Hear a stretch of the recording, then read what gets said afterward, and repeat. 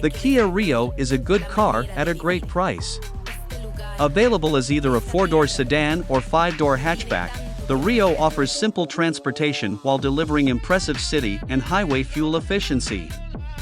Many of its competitors, such as the Chevy Sonic, Honda Fit, and Toyota Yaris, have since been replaced by larger and more expensive crossovers, but the Rio hasn't, and it's one of the best of the few remaining subcompact models on the market today.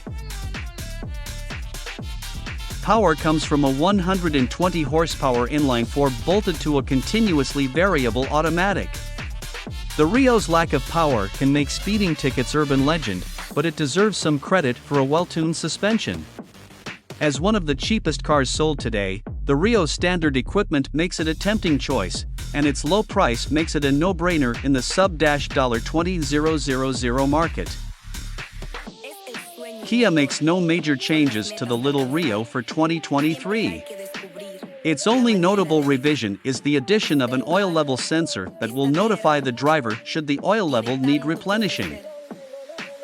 We think the several $100s that separates the base Rio LX from the S model is worth the upcharge. The latter adds a center armrest, cruise control, rear USB outlet, split-folding rear seat with adjustable headrests, and keyless entry. The S also has desirable options such as forward collision warning with automated emergency braking, SiriusXM satellite radio, LED headlights, and more. Since the hatchback adds more cargo space and slightly better passenger volume, we'd recommend it over the sedan.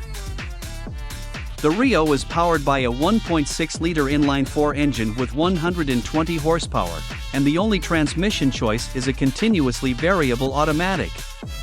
It's not the quickest car on the block, but a 2021 hatchback model we tested got to 60 miles per hour in an adequate 8.6 seconds, on par with many subcompact crossovers.